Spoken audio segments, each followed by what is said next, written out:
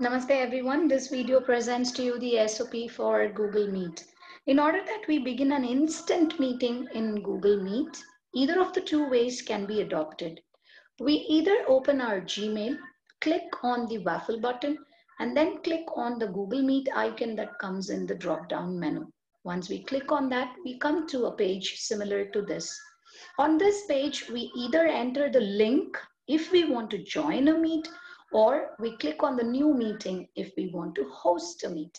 Once we click on the new meeting, we have three options: get a meeting link to share, start an instant meeting, or schedule.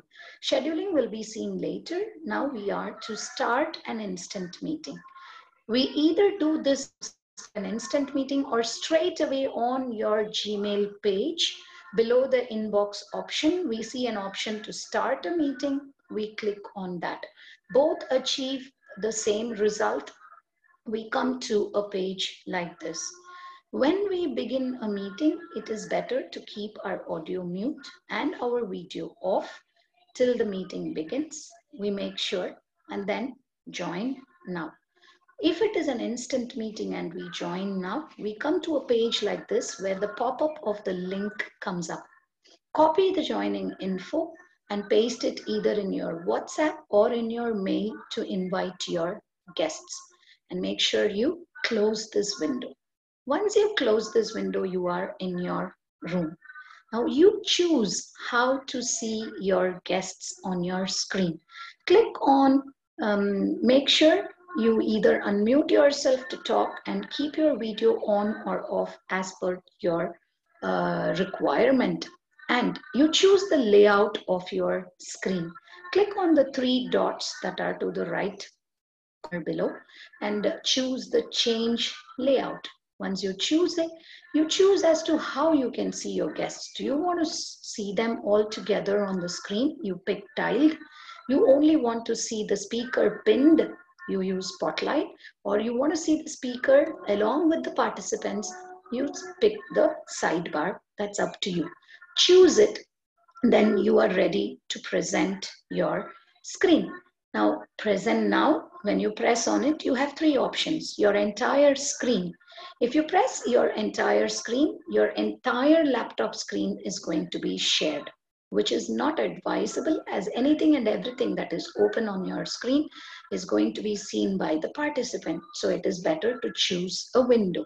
This is used to share files like your Word file, spreadsheets, PPTs that are already open and kept maximized in your taskbar. Please understand, Google Meet does not recognize any minimized files that are in your taskbar, any minimized windows. So keep all your windows that you want to present maximized. And once you click on this window, this is how you see. As you see now, there is a Word file that is open on my screen, a presentation. For example, I want to select the presentation, select it and say share. Once you share, you go to the presentation. You go to slideshow, pick your beginning, from the beginning or from the current slide. All through, you will be seeing the Google taskbar below that says that you are sharing a window. Once you are through, you say stop sharing. The disadvantage with Google Meet is once you say stop share, it will not take you back to the meeting room. Rather, it will still stay on the PPT. So from your taskbar, you go back to your meeting room. Now, if you click on the Chrome tab, you are going to be able to see all the tabs that are open on your internet Chrome window. Whichever window you would like to present. For example, if I want to present this, click on it. Assuming it is a video that you want to share with your participants with the audio, make sure to select on share audio. If it isn't checked, then the video will play without audio for the participants, though you will be able to hear the audio. Otherwise, if it is a simple Word file or a page which you want to share, there is no need to check this option. So once you do this, you say share and the page gets shared. Again, Google gives you the pop-up that this page is being shared. Now, once you are through with this page, you say stop. When you say stop again, you aren't going to go back to your Google room. Rather, you have to select from your taskbar to go back to your meeting room.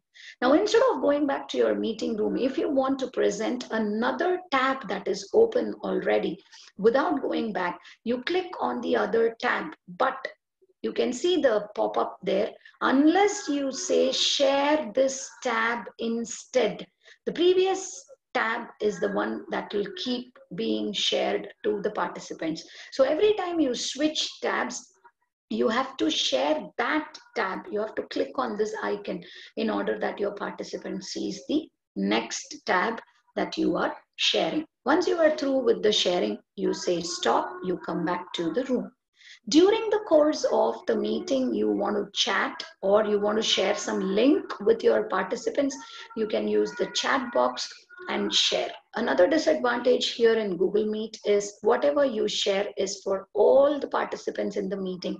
There is no private chat option in Google Meet. Now, this is for an instant meeting.